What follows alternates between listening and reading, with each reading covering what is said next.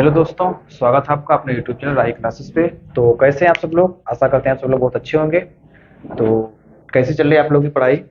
यहाँ पर हम आज आ चुके हैं। जैसे कि आपको पता है कि हमारी जो है 1000 एमसीक्यू की सीरीज चल रही है और अभी तक हमने जो है इसमें पार्ट नंबर 31 तक हमने जो है कंप्लीट कर लिए है। और अगर हम आपको बता दें, अभी तक जो है आपने 31 तक जो है अभी अपने पार्ट नहीं देखे हैं, तो अपने यूट्यूब चैनल राही क्लासेस पर उसकी जो है प्लेलिस्ट अलग से पड़ी हुई है। तो आप उस प्लेलिस्ट में जा करके ठीक उन सभी पार्टों को वन बाय वन काफ़ी अच्छे से देख सकते हैं। और देखने के बाद अगर आपको कोई डाउट आ रहा तो हमको कमेंट सेक्शन में या फिर हर वीडियो में हमने जो है अपना एक कॉन्टेक्ट नंबर बताया है, तो उस पर जो है आप कॉन्टेक्ट करके ठीक अपनी समस्या का समाधान कर सकते हैं। ठीक है, यहाँ पर जो है आज का हमारा क्लास 32 होने वाली है। जो क्लास नंबर है हमारा आज की वो हमारी 32 है और विज्ञान का है। 1000 एमसीक्यू की हमारे द्वारा सीरीज चलाई गई है। ठीक, एग्जाम 2024 को ध्यान में रखते हुए कौन सा एग्जाम? हमारा यूपी बोर्ड का एग्जाम है क्लास 10 का। ठीक है, क्लास 10 का हमारा यूपी बोर्ड का एग्जाम है, तो उसको ध्यान रखते हुए हमारी सीरीज जो है चलाई गई है। ठीक, तो यहाँ पर क्या है कि अभी तक हम क्या कर रहे हैं कि जो हमारा साइंस वाला पोर्शन है, हम बार बार अपनी वीडियो में यही बताते हैं कि अभी तक हमने क्या किए है कि जो साइंस के में जितने भी क्वेश्चन आए हैं, हालांकि मैथ के भी इसमें पार्ट है, केमिस्ट्री की थ्योरी भी है, जो पीछे पार्ट हम कर चुके हैं। तो यहाँ पर हम आपको बता दें कि जितने भी पार्ट आए हैं, ठीक है, जितने भी पार्ट आए हैं, तो 2023 में सारे के सारे क्वेश्चन हमने कवर किए हैं। अब यहाँ पर हमारा क्लास नंबर 32 होने वाला है। इसके बाद मात्र केवल एक ही क्लास आएगी मात्र आपकी साइंस की, और वो क्लास होने के बाद आपके 2023 के सारे क्वेश्चन जो भी आपसे वैकल्पिक पूछे गए, मतलब 7 सेट हमारे बनते हैं और एक सेट में हमारे क्वेश्चन आते हैं 20, मतलब 140 क्वेश्चन हमने यहाँ से कवर कर लिए हैं। ठीक, तो 32 के बाद हमारा केवल एक पार्ट और है 33 साइंस का, और उसके बाद हम साइंस हमारी खत्म। उसके बाद उठाएंगे अपना मैथ वाला पोर्शन। ठीक है, उसके बाद हम उठाएंगे अपना मैथ वाला पोर्शन। तो देर ना करते हुए सीधे चलते हैं अपने क्वेश्चन पर। और आपको बता दें कि अभी तक आपने जिन्होंने हमारा चैनल को सब्सक्राइब नहीं किया है, ठीक, चैनल को सब्सक्राइब कर दें। और जिन्होंने अभी हमारी जो भी वीडियो को लाइक नहीं किया है, कमेंट नहीं किया है, ठीक, तो हर वीडियो को आप लाइक करते रहें, उससे जो है हमको मोटिवेशन मिलता जाएगा। ठीक, थोड़ा सा सपोर्ट करें। सपोर्ट आप जो है लाइक, शेयर और कमेंट के माध्यम से हमको कर सकते हैं। ठीक, और जो हमारी ये सीरीज चल रही है इसकी ना तो कोई फीस है, पूरा जो है पूरा का पूरा फ्री है और सभी बच्चों के लिए फ्री है। ठीक, तो ये हमारी तरफ से एक छोटा सा गिफ्ट है और जल्दी ही जो है हम आपके लिए और छोटे छोटे अनाउंसमेंट करेंगे। ठीक, जिसमें जो है आपको फायदा होगा, आपके एग्जाम के लिए जो है काफी फायदा होगा। ठीक है, तो देर ना करते हुए हम चलते हैं सीधे अपने क्वेश्चन पे। और क्वेश्चन जो है आज का पहला क्वेश्चन हमारा ये रहा कि किसी वस्तु से बड़ा आभासी प्रतिबिंब बनने वाला दर्पण है। किसी वस्तु से बड़ा आभासी प्रतिबिंब बनाने वाला दर्पण है। ठीक, समतल है कि अवतल है या उत्तल है या कोई गोली। ठीक, ये हमारा क्वेश्चन 2 या 3 बार आ चुका है और इसमें जो है आपको हम ग्राफ बनाकर भी दिखाए हैं। मतलब कैसे बनेगा? अगर ये हमारा भैया उत्तल दर्पण है, ये हमारा उत्तल दर्पण है, और यहाँ पे क्या है हमारा मुख्य अक्ष है, और यहाँ पे हमारा क्या है फोकस है, और ये हमारा क्या है वक्रता केंद्र है। ये वक्रता केंद्र है। ठीक, तो अगर आपको बनाना है, आभासी बनाना है और बड़ा प्रतिबिंब बनाना है, तो वो हमारा केवल एक ही कंडीशन बनता है। अगर हम वस्तु अपनी कहाँ रखेंगे? फोकस और ध्रुव के बीच में। फोकस और ध्रुव के बीच में रखेंगे तो ये हमारी कहाँ से होके जाएगी? फोकस से होके जाएगी। ये हमारा फोकस है, फोकस से होके जाएगी। और अगर वक्रता केंद्र से गुजारेंगे तो आगे बढ़ती चली जाएंगी। ठीक, तो पीछे मिलने की कहीं संभावना है नहीं, आगे ही मिलेंगी। तो आगे जो है काफी दूरी पे मिलेंगी। ठीक, हमने मान लिया यहाँ पे मिल जाएंगी। तो यहाँ पे जो इनका प्रतिबिंब बनेगा, ठीक, वो हमारा कैसा बनेगा? उल्टा बनेगा कि सीधा? तो आप कहेंगे कि हमारा प्रतिबिंब जो है वो सीधा बनेगा। ठीक, वास्तविक बनेगा कि आभासी? तो कहेंगे आप आभासी बनेगा। बड़ा बनेगा कि छोटा? तो आप बताएंगे कि बड़ा बनेगा। ठीक है, तो यहाँ पे जो है आपसे पूछा गया कि किसी वस्तु से बड़ा आभासी प्रतिबिंब बनाने के लिए कौन सा दर्पण हमको जरूरत पड़ेगा। तो आप यहाँ बताएंगे कि हमको अवतल दर्पण की आवश्यकता होगी अगर हमको प्रतिबिंब बड़ा देखना है, आभासी देखना है। ठीक, और ठीक है, तो इस हिसाब से आपका जो अवतल आंसर हो जाएगा। इसके बाद चलते क्वेश्चन नंबर 2 पे। जो क्वेश्चन नंबर 2 है हमारा, कह रहे मानव नेत्र जिस भाग पर किसी वस्तु का प्रतिबिंब बनाता है वह होता है? परितारिका, दृष्टिपटल, पुतली या फिर कर्णा? तो ये हमारा आंसर हो जाएगा, इसको हम क्या बोलते हैं? रेटिना भी बोलते हैं, दृष्टिपटल या फिर रेटिना। ठीक है, आगे चलते हैं। इसके बाद में हमारा क्वेश्चन नंबर 3। क्वेश्चन नंबर 3 में कह रहे हैं कि श्वेत प्रकाश का कौन सा रंग कांच के प्रिज्म से गुजरने पर अधिकतम विचलित होता है? पीला या बैंगनी या लाल या नारंगी? रिपीटेड क्वेश्चन है हमारा, और एक बार नहीं, आपको हम 4 बार इसका आंसर बता चुके हैं। ठीक, इसका आंसर हमारा क्या हो जाएगा भैया? इसका आंसर हमारा हो जाएगा बैंगनी। ठीक, और सबसे कम किसका होता है? तो हो जाएगा हमारा लाल का। लाल का क्या हो जाएगा भैया? लाल का हो जाएगा लाल का सबसे कम हो जाएगा। ठीक, लाल का सबसे कम हो जाएगा। इसका हम आगे चलते हैं, और आगे हमारा जो है क्वेश्चन नंबर, विद्युत केतली से होकर प्रवाहित धारा को दुगना कर दिया जाता है, उत्पन्न उष्मा हो जाएगी, आधी हो जाएगी कि दुगनी हो जाएगी कि 4 गुनी हो जाएगी कि 1/4 हो जाएगी? ठीक, उष्मा का सूत्र आपको पता है, H बराबर I स्क्वायर। ठीक, R, ये पता है आपको सूत्र, H बराबर I स्क्वायर R। ठीक, R अगर हमारा कांस्टेंट है तो I क्या कर रहे हैं? I धारा करें 2 गुना, तो H बराबर 2 का स्क्वायर, तो 2 का स्क्वायर कितना होता है? 4। H बराबर 4 हो जाएगा। कितनी हो जाएगी? 4 गुनी हो जाएगी। ठीक, आगे चलते हैं भैया।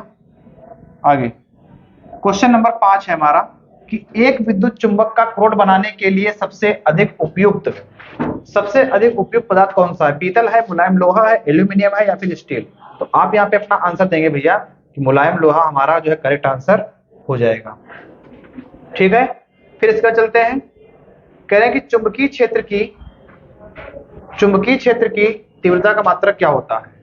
ठीक, क्वेश्चन आपसे पूछा गया है कि चुंबकीय क्षेत्र की तीव्रता का मात्रक क्या होता है? तो यहाँ पे आप अपना आंसर देंगे कि चुंबकीय क्षेत्र की तीव्रता का मात्रक हमारा क्या हो जाएगा? वोल्ट एम्पियर हमारा जो है करेक्ट आंसर हो जाएगा। ठीक, चुंबकीय क्षेत्र की तीव्रता का मात्रक हमारा जो है वोल्ट एम्पियर करेक्ट आंसर हो जाएगा। ठीक है, आगे क्वेश्चन नंबर 7 पे चलते हैं। कह रहे हैं कि शुद्ध वायु है, शुद्ध वायु, तो शुद्ध वायु हमारी क्या है भैया? शुद्ध वायु हमारी एक समांगी मिश्रण है। ठीक, शुद्ध वायु हमारी क्या है? एक समांगी मिश्रण है। इसके बाद आगे क्वेश्चन नंबर 8 पे कह रहे हैं कि शुद्ध जल का पीएच मान कितना होता है? तो ये आपका रिपीटेड क्वेश्चन है। शुद्ध जल का पीएच मान कितना होता है? 7 होता है। कितना होता है? 7 होता है। आगे चलते हैं क्वेश्चन नंबर 9। असंतृप्त हाइड्रोकार्बन में द्विबंध होते हैं, में सिर्फ एकल बंध होते हैं, चतुष्फलक होते हैं, कार्बन और कार्बन के मध्य बंध कोण 109 डिग्री 28 मिनट का होता है। 109 डिग्री 28 मिनट का होता है, ये आपको बताना है। ठीक, यहाँ पर क्वेश्चन क्या है कि थोड़ा सा जो है आपका मिसप्रिंट हुआ है। कह रहे हैं कि असंतृप्त हाइड्रोकार्बन के लिए कौन सा कथन असत्य है? कौन सा कथन असत्य है? ठीक, असंतृप्त हाइड्रोकार्बन में द्विबंध तो होते हैं भैया। ठीक, कार्बन और कार्बन के मध्य बंध कोण 109 डिग्री 28 मिनट होता है, ये भी सही है आपका। ठीक, ये एक बात जो है आपकी गलत लिखी है, में सिर्फ एकल बंध होता है, तो ये हमारा केवल होता है संतृप्त हाइड्रोकार्बन में, ये हमारा असंतृप्त में नहीं होता है। ठीक,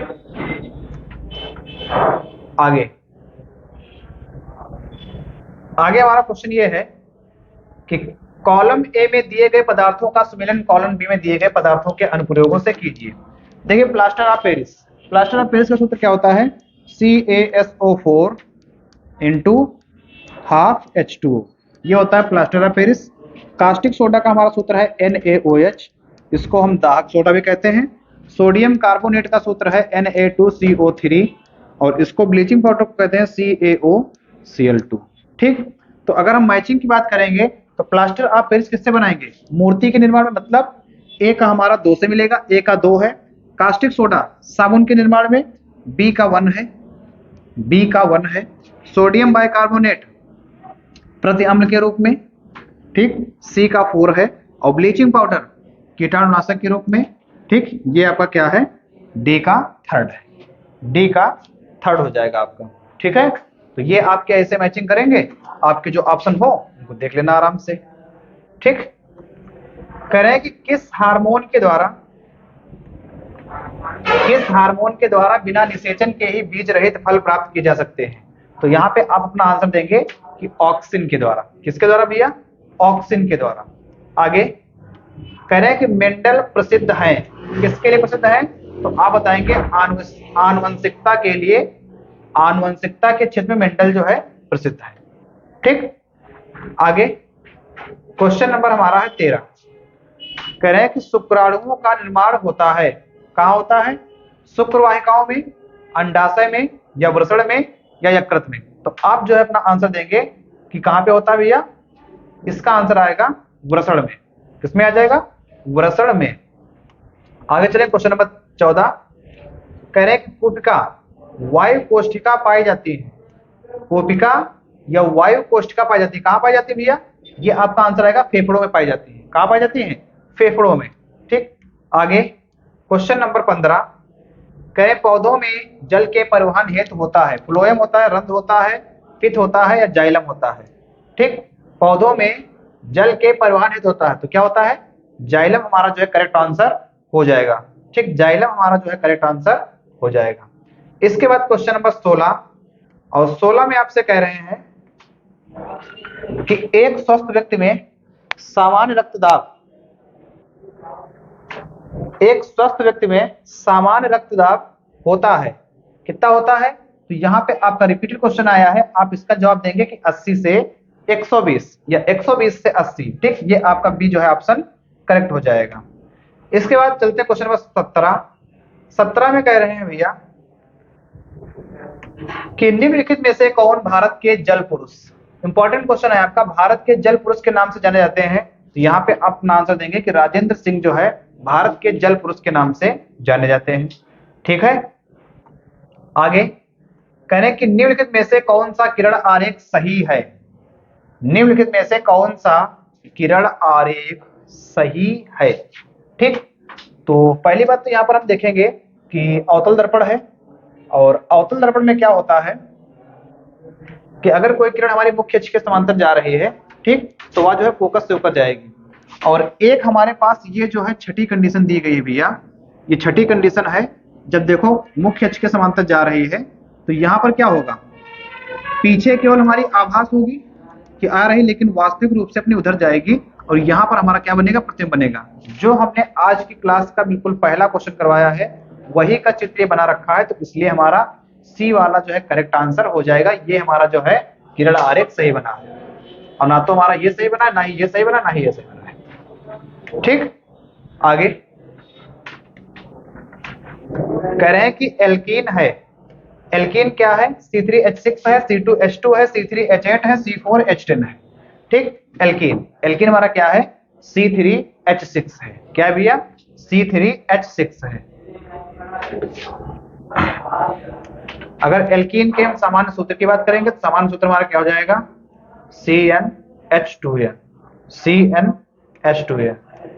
निम्नलिखित में से मेथिल ऑरेंज मिलाने पर कौन सा लाल हो जाता है? मेथिल ऑरेंज मिलाने पर कौन सा लाल हो जाता है? NaCl है, H2SO4 है, देखो लाल हो रहा है, तो लाल कौन होगा भैया? हमारा लाल कौन होगा? जो हमारा अम्ल होगा। तो हमारा अम्ल कौन सा है? H2SO4। कौन सा अम्ल है? H2SO4। ये हमारा क्या है? साधारण नमक है। ये क्या है? कास्टिक पोटास है। ये क्या है भैया? Caustic potash. तो ये क्या है? ग्लूकोस है। ग्लूकोस का सूत्र हमारा क्या होता है? C6H12O6। ठीक, ग्लूकोस क्या होता है? C6H12O6। ठीक, तो ये थे भैया हमारे आज के 20 क्वेश्चन जो कि आपने सीखे। और अब जो है आपका काम ये है कि इन जो है 20 क्वेश्चनों की अच्छे से जो है आप नोट्स बनाएं, और नोट्स बनाने के बाद में अगर आपको कोई प्रकार की समस्या आ रही है या किसी भी क्वेश्चन में आपको डाउट है, ठीक, तो उस डाउट को क्लियर करने के लिए हमको एक बार कमेंट करें। ठीक, आपकी समस्या का समाधान हम बिल्कुल करेंगे भैया। ठीक, आपकी समस्या का समाधान हम बिल्कुल करेंगे। ठीक है, बस केवल आप हमारे साथ जुड़े रहें, और क्लास 10 से रिलेटेड आपकी जो कोई भी फरमाइश हो हमको जो है एक बार कमेंट सेक्शन में बता दें कि सर ये वाला पार्ट हमारा करा दीजिएगा, तो हम जो है अगला पार्ट अपना उसी पे लेके आएंगे। ठीक, बस खाली हमें क्या है कि आपकी कमेंट का इंतजार है, जो बात आप हमसे बताएंगे। ठीक, तो नेक्स्ट वीडियो आपको उसी पार्ट में मिलेगी। ठीक, क्योंकि हम चाहते हैं कि अगर आप अपने एग्जाम में बैठने जा रहे हैं तो उसमें जो है आपको कोई प्रकार की समस्या ना हो।